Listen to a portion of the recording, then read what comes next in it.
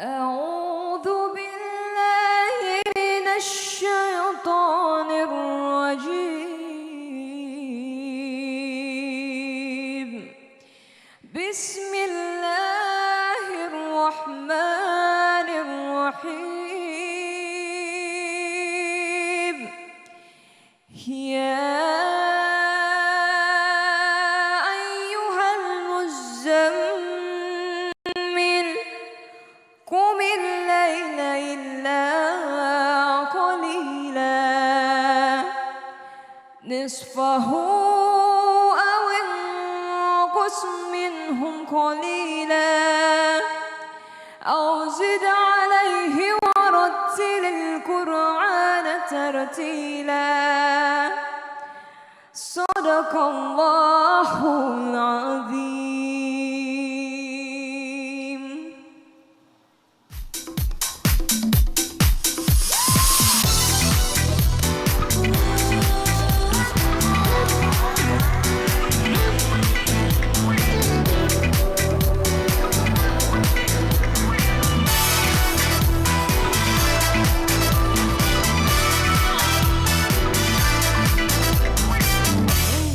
Secret.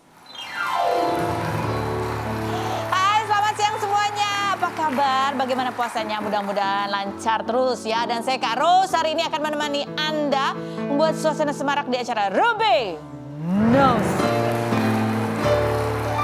Baik. Ada banyak tamu saya, aduh pokoknya udah siap menghibur deh karena suaranya bagus-bagus juga ya. Tapi sebelumnya kita ke pojokan dulu untuk membahas berita-berita yang hot.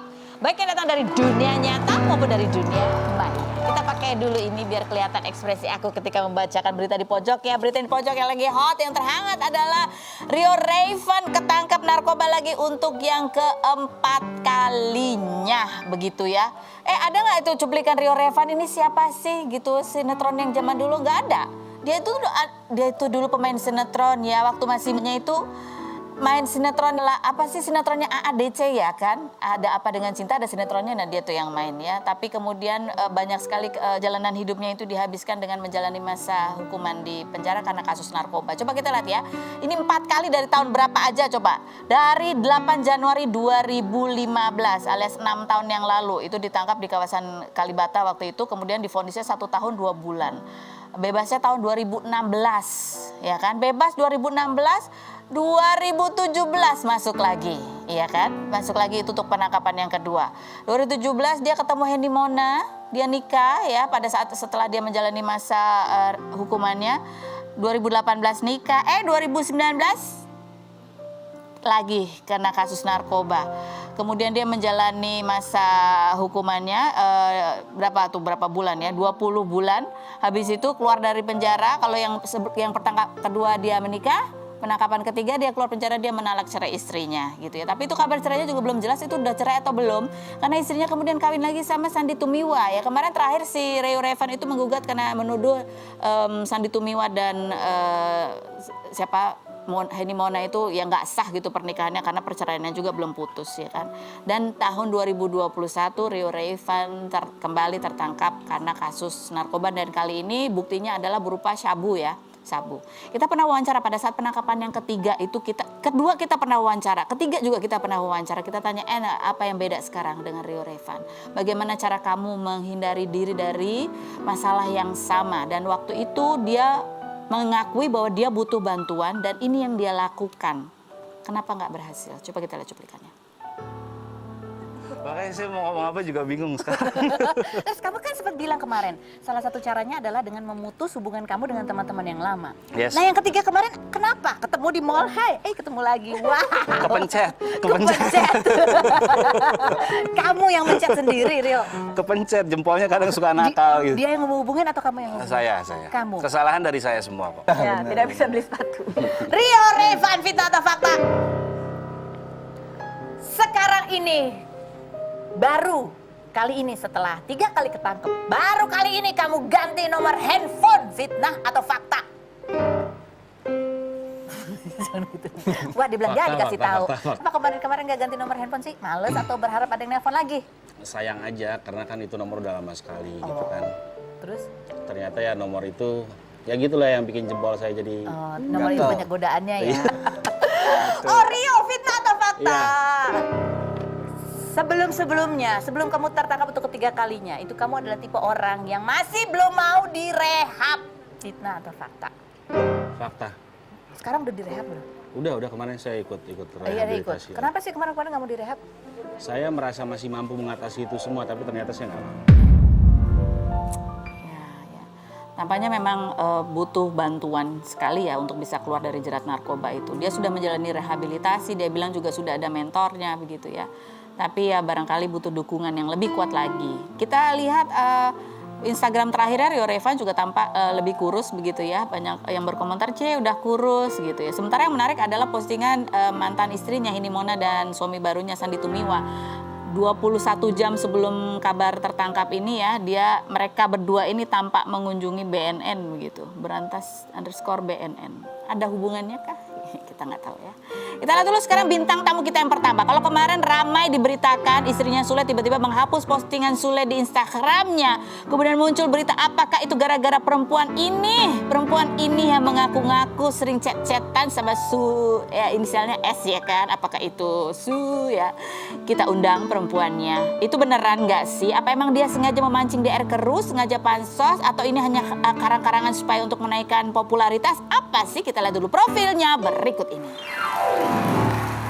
Erni Wati Syafir atau Tisha Erni, model seksi sekaligus penyanyi dangdut usia 25 tahun ini 16 April kemarin tiba-tiba muncul ke hadapan publik menceritakan kisahnya yang pernah didekati oleh artis berinisial S yang diduga Sule dan membongkar isi chat DM mereka yang berawal pada April 2020 yang berisikan Sule meminta nomor HP-nya, memuji dirinya seksi, mengajak bertemu hingga video call sebanyak 3 kali dan Sule minta dikabari kalau Tisha sudah jomblo.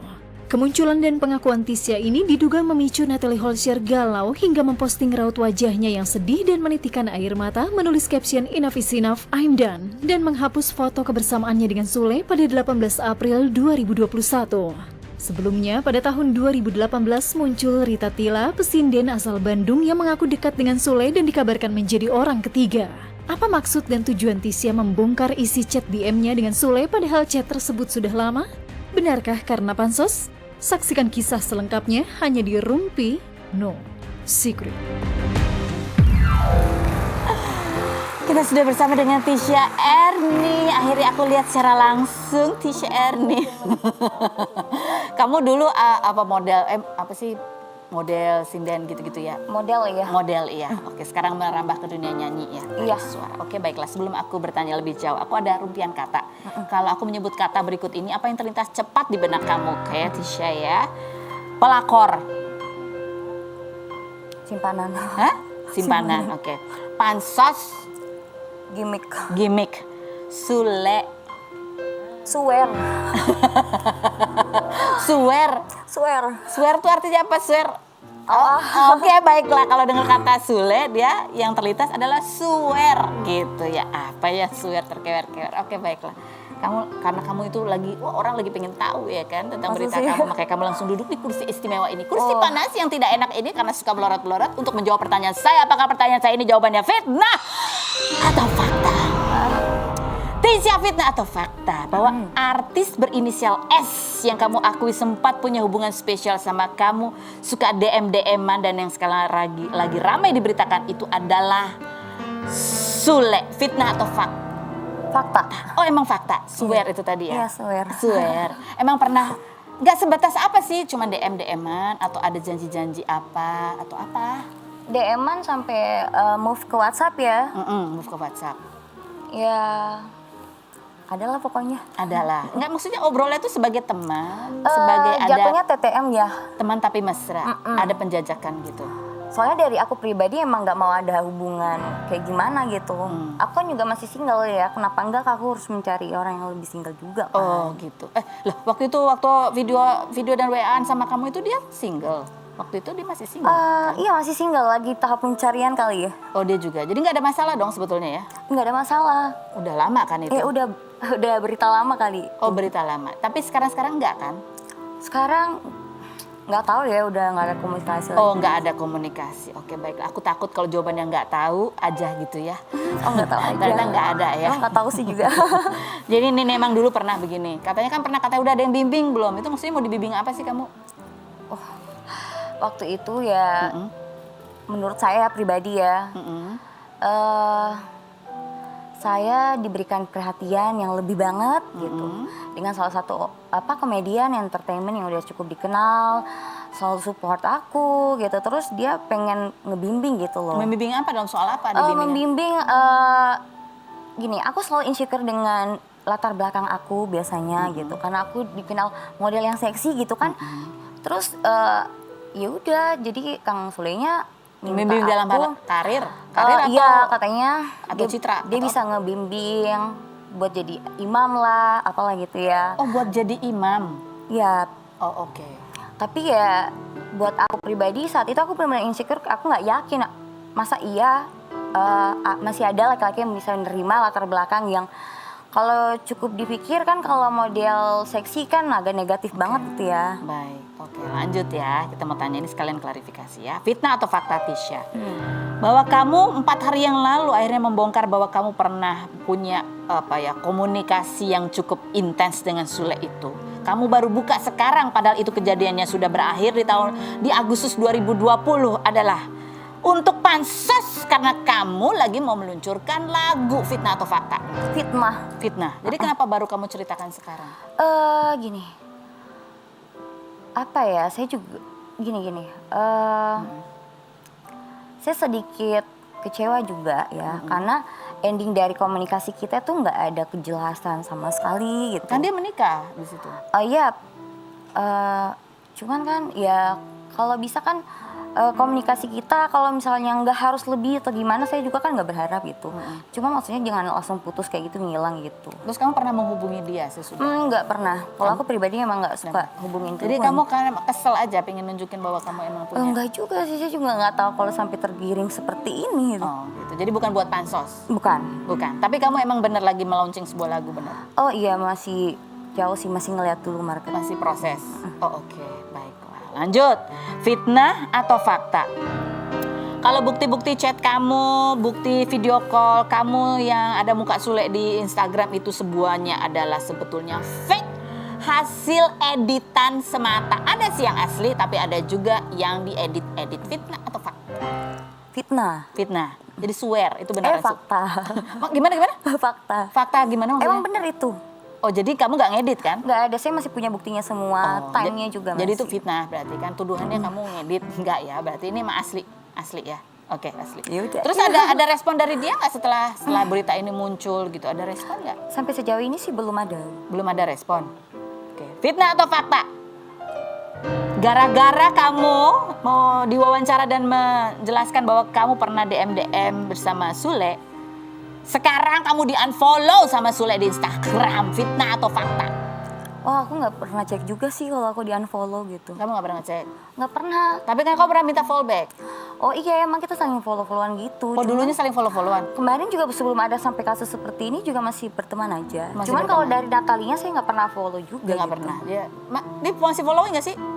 Udah enggak ya? Udah nggak follow? Udah enggak? Kamu udah di-unfollow sama dia? It's okay. Kompor ya aku. Fitnah atau fakta? Bahwa kamu ini sebenarnya sakit hati karena dulu si S itu sudah ngasih harapan ke kamu. Tapi nikahnya sama orang lain nggak bilang-bilang lagi ke kamu. Iya. Ya fakta. Fakta. Kamu katanya kamu nggak pengen sama dia juga. Iya, gimana ya? Siapa sih perempuan yang nggak baper ya? Soalnya percakapan saya nggak bisa jelasin panjang lebar juga. Tapi sebagai saya wanita yang single, apalagi saat itu benar-benar keadaannya lockdown, diberikan saran, masukan, didikan, bimbingan yang baik. Jadi ya agak sempat baper ya, iya sih. Nasihatnya apa sih yang kamu ingat? Nasihatnya dia apa sih yang kamu ingat gitu? Nggak boleh insecure dengan diri meskipun dulu latar belakangnya seperti apa. Itu nasihatnya. Karena masih banyak di depan kamu yang bakal nerima kamu apa adanya. Fitnah atau fakta, Tisha? Bahwa istrinya Sule, Natalie Holscher yang kemarin menghapus foto-fotonya Sule di Instagram, itu karena kesal gara-gara kamu ngomong ke media beberapa hari lalu tentang hubungan kamu sama Sule sebelum dia menikah dengan Natalie. Fitnah atau fakta? Fitnah ya. Fitnah. Bukan gara-gara kamu. Bukan, saya nggak tahu juga kan. Kamu mereka- nggak pernah hubungan sama Natalie? Enggak Dihubungin pernah kali sama sama Natalie? sekali. Ada apa ya? Siapa ya gitu nggak? Iya, Nggak, nggak ada. nggak ada, nggak ada. Terus kan kamu sekarang nih rame nih, Natalie begitu, kamu ada cerita begini. Kamu pengennya apa sih sebenarnya? Pengennya sih gini, image-nya kan kurang baik juga ya pelakor gitu. Oh. Apalagi ini kan bulan suci Ramadan gitu ya. Jadi saya cuma berharap dari Kang Sule ataupun Natalie speak up gitu loh. Supaya para netizen ini nggak banyak yang nge-DM aku, ini juga jadi ngebatin juga buat aku sih gitu. Karena Kamu nyesal nggak menyalahkan kamu aku. cerita bahwa kamu pernah, padahal kan udah lama, Nggak ada yang perlu disesalin ya. nggak gitu. pernah disesalin. Dan lagian juga saya bicaranya yang memang real. Memang real itu, apa adanya gitu. apa adanya. Baik. Kamu kan nyanyi ya kan, nyanyi. Aku mau denger dong sepatah dua patah lagu. Nyanyi. Lagunya. Lagu apa lagu? Putus atau terus bisa nggak? Bisa? Oh, aduh, ada penyanyi lagi. Coba. Langsung rapnya aja. Refnya. Coba tanyakan lagi pada hatimu, apakah sebaiknya kita putus atau terus kita sedang mempertahankan hubungan, atau hanya sekadar menunda perpisahan. Mohon maaf ya, pas banget. Baiklah, coba kita sekarang tanya sama Judika, apakah Judika mau membimbing Tisha sekarang? Setelah nggak ada kabar, apakah Judika mau yang membimbing sekarang? Kita lihat dulu profilnya Judika berikut ini. Judika, penyanyi berusia 42 tahun yang sejak kecil ikut kompetisi, memiliki grup vokal Antero Boys hingga juara 2 ajang pencarian bakat bernyanyi bersama almarhum Mike Mohede tahun 2005 ini membuat grup trio lanjut bersama Ari Lasso dan Anang Hermansyah. Judika yang pernah mengalami gangguan pita suara ini menikah dengan Duma Riris pada Agustus 2013 dan dikaruniai 2 anak setelah sempat tidak direstui orang tua Duma lantaran profesi Judika diragukan. Judika yang memiliki 3 channel YouTube dan manajemen artis ini memproduseri Denanda Nugrah Pratama, finalis ajang pencarian bakat bernyanyi usia 22 tahun yang gagal di babak eliminasi 2 yang memiliki suara khas mirip Once Michael. Benarkah sebenarnya Denanda tidak berharap diproduseri Judika, melainkan Ari Lasso? Saksikan kisah selengkapnya hanya di Rumpi No Secret. Oke, baiklah, ini Judika. Dan ini artis yang diproduserin ya, Denanda penyanyi ya. Denanda. Ya kan Denanda. Tadi kan udah dengar tadi ya. Iya, laguku itu. Lagi ya, Ternyata bagus banyak nggak? dialamin orang tuh ya. Iya, bagus gak suaranya? Apa? Bagus gak suaranya? Jangan pura-pura gak denger deh. Denanda gimana? Bagus. Bagus ya? Latihan lagi tadi. Latihan lagi. Lagi Bisa ya? ya, tapi kalau Bisa, latihan bisa, lagi. bisa. Ini kan memproduser penyanyi laki. Ada Iya. rencana untuk memproduser penyanyi perempuan? Ada, jadi aku tuh sama istriku kan bikin DAD. Namanya 2 Anak Deo. Jadi kita punya anak 2, jadi kita bikin perusahaannya. Itu yang mimpinya dari dulu punya perusahaan yang nanti kalau orang ada butuh penyanyi-penyanyi itu tempatnya di kita gitu. Jadi perempuan nggak masalah ya? Ada Nggak masalah. syarat-syarat tertentu perempuannya? Kalau yang seksi boleh, yang... Boleh, apapun boleh. Yang penting kalau di Istrinya DAD itu cemburu. kualitas dulu. Oh, oke. Baik. Maksudnya kalau penyanyi ya nyanyi gitu. Oh, penyanyi ya nyanyi ya. Suaranya harus bagus. Oh, oke, baik. Ini harus ngomong-ngomong soal nyanyi. profesional. Ngomong-ngomong soal nyanyi, kita lihat kalau Judika perjalanannya kayak gimana, ya kan. Kalau nyanyi itu ya, sampai katanya saking suaranya itu kan tekniknya gitu-gitu, tenggorokannya sampai ini ya berdarah-darah. Oh, iya, benar. Kita lihat dulu kombinasi. My life has changed. Thank you for the love and the joy you bring. Because of you, I feel no same. I tell the world it's because of you. My life has changed. Thank you for the love and the joy you.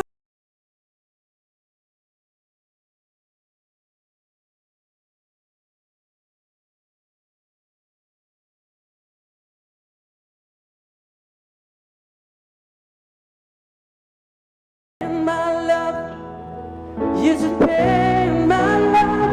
It's the picture of thousand sunsets. It's the freedom of a thousand nights. Baby, you should pay my love.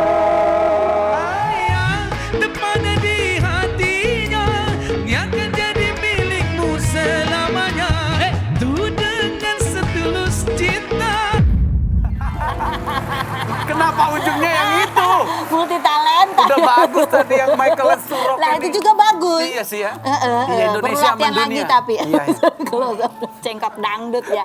Ini ada artikel kita mau tanya sama Judika ya. Artikel bunyi, jika dia sempat sakit pita suara karena nyanyi, selalu berdahak dan mengeluarkan darah kental. Ini masih gak sih? Enggak, jadi ini ceritanya sebelum pandemi. Sebenarnya emang aku sama istriku udah cari waktu untuk Istirahat. kapan istirahat. Karena waktu itu setiap pagi tuh aku kalau ke kamar mandi tuh darah kental keluar terus gitu. Tiba-tiba ya ini caranya Pandemi. Tuhan ya, pandemi. Jadi aku bisa istirahat.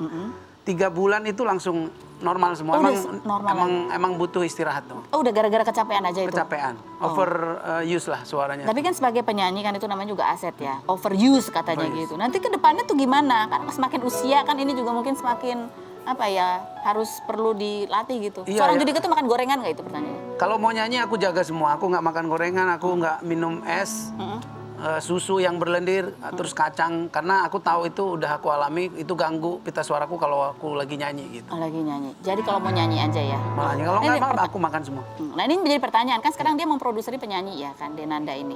Ini menjadi pertanyaan, apakah ini rencana karena suaranya udah gitu. Jadi ya udahlah, ini jadi produser aja gitu, mulai-mulai pelan-pelan mundur sebagai penyanyi gitu ya. Setelah berikut ini kita bahas jangan kemana-mana, tetap di Ruby. Insya Allah.